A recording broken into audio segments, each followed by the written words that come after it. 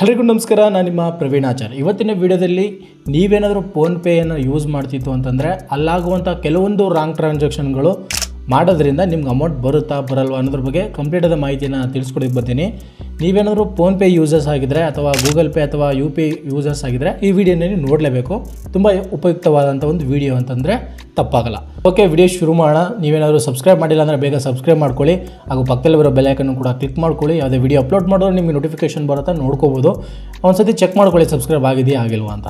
So ಮೊದಲಿಗೆ PhonePe use ಮಾಡುವಾಗ ನಾವು ಕೆಲವೊಂದು ರಾಂಗ್ ಟ್ರಾನ್ಸಾಕ್ಷನ್ಗಳನ್ನ ಮಾಡ್ತೀವಿ.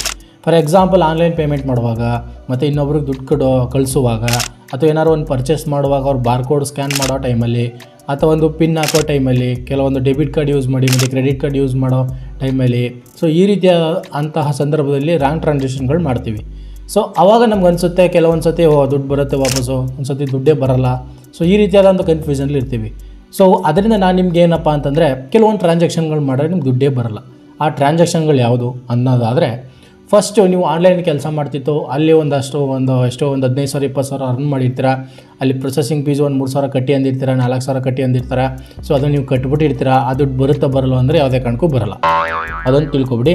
ಮತ್ತು ಇನ್ನೊಂದೇನಪ್ಪ ಅಂತಂದರೆ, ನನಗೆ ಇಷ್ಟು ಕಳಿಸು ಅಂತಂದ್ರು ನಾನು ಅಷ್ಟು ಕಳಿಸ್ಬಿಟ್ಟೆ, ಏನು ಮಾಡೋದು ಬ್ರೋ ಅಂತಂದರೆ, ನಮಗೆ ಅದು ಏನು ಮಾಡೋಕ್ಕಾಗತ್ತೆ. ಅವ್ರು ಕಳಿಸು ಅಂದ್ರಂತೆ, ನೀವು ಕಳಿಸ್ಬಿಟ್ರಂತೆ. ಅಲ್ಲೇನು ಸಮಸ್ಯೆ ಆಗಿದೆ, ರಾಂಗ್ ಟ್ರಾನ್ಸಾಕ್ಷನ್ ಅಂತ ಏನೂ ಇಲ್ಲ. ಅಲ್ಲಿ ಅವ್ರು ಹೇಳಿದ್ರು ಅದೇ ನಂಬರ್ಗೆ ಹೋಯ್ತು, ಅವ್ರು ಸ್ವಿಚ್ ಆಫ್ ಮಾಡ್ಕೊಂಡ್ರು, ಏನೋ ಮಾಡಿದ್ರು, ಮುಗೀತೋದು. ಅದು ನಿಮ್ಗೆ ಬರುತ್ತಾ ಬರಲ್ಲ. ಏನಪ್ಪ ಅಂದರೆ, ಪೊಲೀಸ್ ಡಿಪಾರ್ಟ್ಮೆಂಟ್ಗೆ ಹೋಗಿ, ಸೊ ಹಿಂಗೆ ಆಗಿದೆ ಸರ್, ನನಗೆ ಕ್ರೈಮ್ ಆಗಿದೆ, ಸೊ ಹಿಂಗೆ ಮಾಡಿಕೊಡಿ, ಪ್ರಾಬ್ಲಮ್ ಆಗಿದೆ ಅಂತಂದರೆ ಅವ್ರು ಮಾಡಿಕೊಡ್ತಾರೆ. ಸೊ ಅದೊಂದು ಆಪ್ಷನ್ ಇದೆ. ನೀವು ಫೋನ್ಪೇ ಅವ್ರಿಗೆ ಹೋಗ್ಬಿಟ್ಟು ನಮ್ಗೆ ರಾಂಗ್ ಟ್ರಾನ್ಸಾಕ್ಷನ್ ಆಗಿಬಿಡುತ್ತೆ, ಈಗ ದುಡ್ಡು ಹೊಂಟಾಯಿತು, ಹಿಂಗೆ ಹೊಂಟಾಯಿತು ಅಂತಂದರೆ ಏನು ಮಾಡೋಕ್ಕಾಗುತ್ತೆ? ಏನು ಮಾಡೋಕ್ಕಾಗಲ್ಲ, ಅದು ನಿಮ್ಮದೇ ತಪ್ಪು. ಸೊ ಇದಂತೂ ದುಡ್ಡು ಬರೋಲ್ಲ. ಬಾರ್ಕೋಡ್ ಇರುತ್ತೆ, ಆ ಬಾರ್ಕೋಡ್ ಕಳಿಸ್ಬಾರ್ದು ಅಂತ ನಾವು ಜಾಗೃತಿ ಮೂಡಿಸಿರ್ತೀವಿ, ನೀವು ಕಳಿಸ್ಬಿಟ್ಟಿರ್ತೀರ, ಅದಕ್ಕೆ ಬರೋಲ್ಲ. ಈಗ ಬ್ಯಾಂಕ್ ಹೋಗಿ ಕೇಳಬೇಕು, ಅಲ್ಲೋಗಿ ವಿಚಾರಿಸ್ಬೇಕು ಅಂತಂದಾಗ ಒಯ್ತೀರಾ, ಅಲ್ಲಿ ನೀವು ಬೇಕಾದಂಥ ಬಾರ್ಕೋಡ್ಗೆ ಸ್ಕ್ಯಾನ್ ಮಾಡಿದ್ದೀರಾ, ನೀವು ಕಳಿಸ್ಬೇಕಾದವ್ರಿಗೆ ಕಳಿಸಿದ್ದೀರಾ ಅಂತಂದಮೇಲೆ ರೀಫಂಡ್ ಹೆಂಗಾಗುತ್ತೆ ಅಂತ ಕೇಳ್ತಾರೆ. ಸೊ ಇದು ಕೂಡ ಒಂದು ಇಂಪಾರ್ಟೆಂಟು. ನೀವು ರಾಂಗ್ ಬಾರ್ಕೋಡ್ ಬಗ್ಗೆ ಸ್ವಲ್ಪ ಎಚ್ಚರಿಕೆಯಿಂದಿರಿ. ಬಾರ್ಕೋಡ್ ಸಿಗುತ್ತೆ ಅಂದ್ಬಿಟ್ಟು ಸ್ಕ್ಯಾನ್ ಮಾಡಿಬಿಡೋದಲ್ಲ. QR ಕೋಡು ಕೂಡ ತುಂಬ ಸ್ಕ್ಯಾಮ್ ಆಗ್ತಿದೆ ಇತ್ತೀಚಿನ ದಿನಗಳಲ್ಲಿ, ಅದು ಕೂಡ ಸ್ವಲ್ಪ ಎಚ್ಚೆತ್ಕೊಳ್ಳಿ. ನಾವು ಏನು ಮಾಡ್ತೀವಿ, ಫೋನ್ಪೇ, ಗೂಗಲ್ ಪೇ ಮತ್ತು ಈ UP ಯೂಸರ್ಸ್ ಇದು ನಾವು ಏನು ಮಾಡ್ತೀವಿ, ಹೆಲ್ಪ್ಲೈನ್ಗೆ ಹೋಗಿ ಕಂಪ್ಲೇಂಟ್ ಮಾಡಬೇಕು ಅಂತ ನೋಡ್ತೀವಿ. ಸೊ ಆವಾಗ ನಮ್ಮ ಹಳ್ಳನೇ ನಾವೇ ತುಡ್ಕೊಬಿಡ್ತೀವಿ, ನಮ್ಮ ಡೀಟೇಲ್ಸ್ನೆಲ್ಲ ಕೊಟ್ಟು ನಾವೇ ಹಾಕಾಗೋಗ್ತೀವಿ.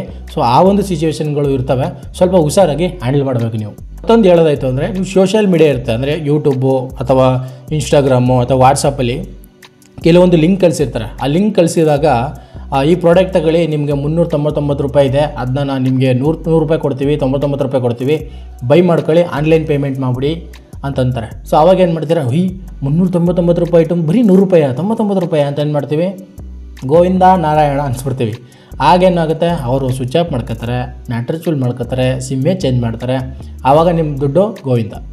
ಸೊ ಇದು ಕೂಡ ಬಕ್ರಾಗೋ ಚಾನ್ಸಸ್ ಇರುತ್ತೆ. ಆವಾಗ ದುಡ್ಡು ಯಾವುದೇ ಕಾರಣಕ್ಕೂ ಬರೋಲ್ಲ. ಅದೊಂಚೂರು ಸ್ವಲ್ಪ ಹುಷಾರಾಗಿರಿ. ಅದೆಲ್ಲ ನಾವು ಹೇಳೋದಲ್ಲ, ಸೈಬರ್ ಕ್ರೈಮ್ಗೆ ಹೋಗಿ ನೀವು ಕಂಪ್ಲೇಂಟ್ ಮಾಡಿದ್ರೆ ಮಾತ್ರ ಬರೋದು. ಹೋಗಿ ನೀವು ಬ್ಯಾಂಕ್ಲಿ ವಿಚಾರಿಸ್ತು ಅಂದರೆ ಬರೋಲ್ಲ, ಇದು ಅಪ್ಲೈ ಆಗೋಲ್ಲ ಅದಕ್ಕೆ. ಸೊ ಇದು ಕ್ರೈಮ್, ಅದು. ಸೊ ಕ್ರೈಮ್ ಆಗಿರೋದ್ರಿಂದ ನೀವು ಸೈಬರ್ ಕ್ರೈಮ್ಗೆ ಹೋಗಿ ಕಂಪ್ಲೇಂಟ್ ಮಾಡಬೇಕು. ನಮ್ಗೆ ಏನು ಅನ್ಸುತ್ತೆ, ಈ 99 ರೂಪಾಯಿ ಏನು ಕ್ರೈಮ್ ಮಾಡೋದು ಬಿಡುಗರು ಅಂತ. ಆ ಥರದ 1,000 ಜನಕ್ಕೆ ಮಾಡಿದ್ರೆ ಎಷ್ಟಾಯಿತು, ಮಲ್ಟಿಪ್ಲೈ ಮಾಡ್ಕೊಳ್ಳಿ, ನಿಮಗೆ ಅರ್ಥ ಆಗುತ್ತೆ ಯಾಕೆ ಅವ್ರ ಹತ್ರ ಸ್ಕ್ಯಾಮ್ ಮಾಡ್ತಾರೆ ಅಂತ. ಮತ್ತೊಂದು, ಗೂಗಲಲ್ಲಿ ನೀವು ಸರ್ಚ್ ಮಾಡ್ತಿರೋ ಒಂದು ಪ್ರಾಡಕ್ಟ್ನ, ಫಾರ್ ಎಕ್ಸಾಂಪಲ್ ಈಗ ಒಂದು ಮೊಬೈಲ್ ಅಥವಾ ಒಂದು ಐಫೋನು ಅಥವಾ ಒಂದು ಸಿಸ್ಟಮು ಏನೋ ಸಮಥಿಂಗ್ ನೋಡ್ತೀರಾ, ಆವಾಗಲ್ಲಿ ಆನ್ಲೈನಲ್ಲಿ ಕಮ್ಮಿ ತೋರಿಸ್ತಾ ಇರುತ್ತೆ. ಅಂದರೆ ಅದು ಒಂದು ಥರ್ಡ್ ಪಾರ್ಟಿ ವೆಬ್ಸೈಟು, ಅದು ಕುಲ ಗೋತ್ರ ಏನೂ ಇಲ್ಲ ಅದಕ್ಕೆ ಏನು ಮಾಡ್ತೀರಾ, ನೀವು ಓಪನ್ ಮಾಡ್ಕೊಂಡು ಅಲ್ಲಿ ಆನ್ಲೈನ್ ಪೇಮೆಂಟ್ ಇರುತ್ತೆ, ಕೊಟ್ಬಿಡ್ತೀರಾ. ಕ್ಯಾಶ್ ಆ್ಯಂಡ್ ಡೆಲಿವರಿ ಮಾತ್ರ ಅವ್ರ ಅಪ್ಪಣಿಗೂ ಕೊಡೋಲ್ಲ ಅವರು, ಯಾಕಂದರೆ ಯೂಸ್ ಮಾಡ್ತಿರೋದೇ ಡಮ್ಮಿ, ಫೇಕ್ ಅವೆಲ್ಲ. ಕ್ಯಾಶ್ ಆ್ಯಂಡ್ ಡೆಲಿವರಿ ಹೆಂಗೆ ಕೊಡೋಲ್ಲ. ಕೆಲವೊಂದಷ್ಟು ಜೆನ್ಯೂನ್ ವೆಬ್ಸೈಟ್ಗಳಿದ್ದಾವೆ ಪಾಪ, ಅವ್ರ ಬಗ್ಗೆ ನಾನು ಮಾತಾಡೋಲ್ಲ, ಯಾಕಂದರೆ ಅವರು ಒಂದು ಕಾಲು ಭಾಗ ಪೇಮೆಂಟು ಮುಕ್ಕಾಲು ಭಾಗ ಪೇಮೆಂಟ್ ಈ ಥರ ಮಾಡಿಸ್ಕೊಂಡು ಮಾಡ್ತಾರೆ. ಮತ್ತು ಫ್ರಾಡ್ ಅವರು ಕೂಡ ಇದ್ದಾರೆ. ಅವರು ಒಂದು ನೀವು 500 ರೂಪಾಯಿ ಕೊಟ್ಬಿಡಿ, ನೀವು 1,000 ಕೊಟ್ಬಿಡಿ, ಕಳಿಸ್ಬಿಡಿ, ಇನ್ನು ಮಿಕ್ಕದ್ದು ನೀವು ಕ್ಯಾಶ್ ಆ್ಯಂಡ್ ಡೆಲಿವರಿ ಆದಮೇಲೆ ಕೊಡ್ರಿ ಅಂತ ಹೊಟ್ಟೆ ಕೊಡ್ತಾರೆ. ಏನೂ ಕೊಡೋಲ್ಲ, ಅವರು ಗೋವಿಂದ ಅನಿಸ್ಬಿಡ್ತಾರೆ. ಸೊ ಅವ್ರ ಬಗ್ಗೆಯೂ ಕೂಡ ಹುಷಾರಾಗಿರಿ. ನೀವು ಆ ಥರದವ್ರು ಪೇಮೆಂಟ್ ಮಾಡಿದ್ರೆ ಯಾವುದೇ ರೀತಿ ದುಡ್ಡು ಬರೋಲ್ಲ ವಾಪಸ್ಸು. ಸ್ವಲ್ಪ ರೀಫಂಡ್ ಬಗ್ಗೆಯೂ ಕೂಡ ನೀವು ಯೋಚನೆ ಮಾಡಬೇಕಾದಂಥ ಒಂದು ವಿಚಾರ. ಆದ್ದರಿಂದ ನಾನು ರೀಫಂಡ್ ಬಗ್ಗೆಯೂ ಕೂಡ ಮಾತಾಡ್ತಿದ್ದೀನಿ. ಲಾಸ್ಟ್ ಟೈಮ್ ವೀಡಿಯೋದಲ್ಲೆಲ್ಲ ನಿಮಗೆ ಸುಮಾರು ಇನ್ಫಾರ್ಮೇಷನ್ ಕೊಟ್ಟಿದ್ದೀನಿ, ಈ ಥರ ರಾಂಗ್ ಟ್ರಾನ್ಸಾಕ್ಷನ್ ಆದರೆ ಏನು ಮಾಡಬೇಕು ಅಂತ. ಕೆಲವೊಂದು ರಾಂಗ್ ಟ್ರಾನ್ಸಾಕ್ಷನ್ಗಳೇ ಮಾಡಿಬಿಟ್ಟಿದ್ದೀರಾ, ನೀವು ಬೇಕು ಅಂತಲೇ ಮಾಡಿದ್ದೀರಾ ಅಂತಂದರೆ ಅದೇನೂ ಮಾಡೋಕ್ಕಾಗಲ್ಲ, ಅದು ನಿಮ್ಮ ತಪ್ಪೆ. ಮತ್ತು ಕೆಲವೊಂದು ಏಜೆಂಟ್ಗಳಿಗೆ ನೀವು ದುಡ್ಡು ಕಳಿಸ್ಬಿಟ್ಟಿರ್ತೀರಾ, ಆ ಏಜೆಂಟ್ ನಮಗೆ ಫೋನ್ ರಿಸೀವ್ ಮಾಡ್ತಿಲ್ಲ, ಅದು ಮಾಡ್ತಿಲ್ಲ, ಇದು ಮಾಡ್ತಿಲ್ಲ ಅಂತಂತಾರೆ. ಅದೆಲ್ಲ ಏನೂ ಮಾಡೋಕ್ಕಲ್ಲ, ಅದು ಸೈಬರ್ ಕ್ರೈಮು. ನೀವು ಸೈಬರ್ ಕ್ರೈಮ್ಗೆ ಹೋಗಿ ಕಂಪ್ಲೇಂಟ್ ಮಾಡಬೇಕು. ಅದಕ್ಕೆ ಅವ್ನು ಸಿಕ್ಕಿ ಅವ್ನು ನಿಮ್ಗೆ ದುಡ್ಡು ಕೊಟ್ಟಾಗ ಮಾತ್ರ ರೀಫಂಡ್ ಆಗೋದು. ಬ್ಯಾಂಕ್ ಕಡೆಯಿಂದ ಯಾವ ರೀತಿಯ ಫಾಲ್ಟ್ ಇರಲ್ಲ ಅದು. ಸೊ ಅದೊಂದು ಸ್ವಲ್ಪ ನೀವು ತಿಳ್ಕೋಬೇಕು ವಿಚಾರಗಳನ್ನ. ಯಾರಿಗೇ ಆದ್ರೂ ಅಮೌಂಟ್ನ ಕಳಿಸ್ತಿದ್ದೀನಿ ಅಥವಾ ನೀವು ಬಾರ್ಕೋಡ್ನ ಸ್ಕ್ಯಾನ್ ಮಾಡ್ತಿದ್ದೀನಿ ಅಂತಂದರೆ ಸ್ವಲ್ಪ ಹುಷಾರಾಗಿ ಹ್ಯಾಂಡಲ್ ಮಾಡ್ಕೊಂಡು ಕಳಿಸಿ. ಆ ವ್ಯಕ್ತಿ ಜೆನ್ಯೂನ ಏನು ಅನ್ನೋದು ತುಂಬ ಯೋಚನೆ ಮಾಡಬೇಕಾದಂಥ ಒಂದು ವಿಚಾರ. ಸೊ ನೋಡ್ಕೊಂಡು ಮಾಡಿ. ಇನ್ನು ಕೆಲವರು ಸೈಟ್ ಕೊಡಿಸ್ತೀನಿ ನಿಮಗೆ, ನೀವು ಮನೆ ಕಟ್ಸ್ಕೊಡ್ತೀನಿ, ನಿಮ್ಗೆ ಒಂದಷ್ಟು ಎಕರೆ ಜಮೀನಿದೆ ಕೊಡಿಸ್ಕೊಡ್ತೀನಿ, ಆ ಥರನೂ ಕೂಡ ಫ್ರಾಡ್ ಮಾಡ್ತಾರೆ. ತುಂಬ ಜನ ಇದ್ದಾರೆ ಫ್ರಾಡ್ ಮಾಡೋರು. ಅವ್ರಿಗೆ ನೀವು ಅಮೌಂಟ್ ಕಳಿಸ್ಬಿಟ್ಟಿತ್ತು ಅಂದ್ರೂ ಗೋವಿಂದ, ಸರಿನಾ? ಅದು ನೀವು ಸೈಬರ್ ಕ್ರೈಮ್ಗೆ ಹೋಗಿ ಅದನ್ನ ನೀವು ವಸೂಲಿ ಮಾಡ್ಕೋಬೇಕು. ಅದು ಬಿಟ್ಟರೆ ಆಗಲ್ಲ, ಇನ್ನು ಯಾವುದೇ ಕಾರಣಕ್ಕೂ ಅದು ಆಗಲ್ಲ. ಸ್ವಲ್ಪ ಹುಷಾರಾಗಿರಿ. ಅದ್ರ ಬಗ್ಗೆನೂ ಕೂಡ ರಿಯಲ್ ಎಸ್ಟೇಟ್ ಮಾಡೋರಿದ್ದಾರೆ. ಮತ್ತು ಇನ್ನೊಂದು ನಿಮಗೆ ಒಡವೆ, ಚಿನ್ನ ಅದನ್ನೆಲ್ಲ ಕೂಡ ನೀವು ತೊಗೋಬೋದು. ಇಷ್ಟೊಂದು ಡೆಪಾಸಿಟ್ ಮಾಡಿ, ಫೋನ್ಪೇ ಮಾಡಿ, ಗೂಗಲ್ ಪೇ ಮಾಡಿ ಅಂತಂತಾರೆ. ಅದು ವೆಬ್ಸೈಟು ಫೇಕೋ, ಸುಳ್ಳು. ಅಥವಾ ಕೆಲವೊಂದು ಜ್ಯುವೆಲರ್ಸ್ಗಳೆಲ್ಲ ಕೂಡ ಹಂಗೂ ಕೂಡ ಇದ್ದಾರೆ. ನೀವು ಇಷ್ಟು ದುಡ್ಡು ಕಟ್ಬಿಟ್ಟೆ, ಅಷ್ಟು ಮಾಡಿಬಿಡಿ, ಇಷ್ಟು ಮಾಡಿಬಿಡಿ ಅಂತ. ಸೊ ಅವೆಲ್ಲ ಆನ್ಲೈನ್ಲಿ ಆಗಿರೋವಂಥ ವ್ಯವಹಾರಗಳನ್ನು ಸೈಬರ್ ಕ್ರೈಮ್ ಅಂತ ಕರಿತೀವಿ. ಸೊ ನೀವು ಸೈಬರ್ ಕ್ರೈಮ್ ಪೊಲೀಸ್ ಸ್ಟೇಷನ್ಗೆ ಹೋಗಿ ಕಂಪ್ಲೇಂಟ್ ಮಾಡಬೇಕು. ಸೊ ಆವಾಗ ಬರ್ಬೋದು ಅಥವಾ ಬರ್ದೇ ಇರ್ಬೋದು. ಟ್ರೈ ಅಂತ ನೀವು ಮಾಡಿಯಪ್ಪ, ಅದೊಂದು ನಾನು ನಿಮಗೆ ಸಜೆಸ್ಟ್ ಮಾಡ್ಬೋದು. ಸೊ ಇದೊಂದು ವಿಚಾರನೂ ಕೂಡ ತಿಳ್ಕೊಂಡಿರಿ. ಸೊ ಈ ಥರ ಆಗಿ ಇನ್ನೂ ಅನೇಕ ಟ್ರಾನ್ಸಾಕ್ಷನ್ಗಳಿವೆ. ಅದು ನಿಮಗೆ ಗೊತ್ತಿರುತ್ತೆ. ನೀವು ಗೊತ್ತಿದ್ದು ಮಾಡುವಂಥ ತಪ್ಪುಗಳನ್ನು ಅದನ್ನು ಯಾವುದೇ ಕಾರಣಕ್ಕೂ ರೀಫಂಡ್ ಮಾಡ್ಕೊಳ್ಳೋಕ್ಕಾಗಲ್ಲ.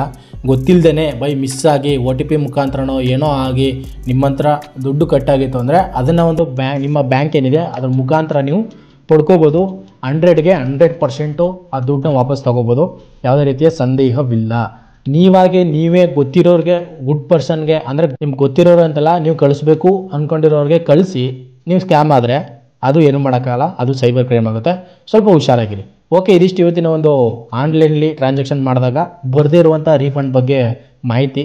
ವಿಡಿಯೋ ಹೇಗಿತ್ತು ಅನ್ನೋದನ್ನ ಕಮೆಂಟ್ ಸೆಕ್ಷನಲ್ಲಿ ತಿಳಿಸಿ. ಇಷ್ಟ ಹೇಳ್ತಾ ವಿಡಿಯೋ ಇಷ್ಟ ಆಗಿದ್ರೆ ಲೈಕ್ ಮಾಡಿ ಅಂತ ಹೇಳ್ತಾ ಈ ವಿಡಿಯೋ ಇಲ್ಲಿಗೆ ಮುಗಿಸ್ತೀನಿ.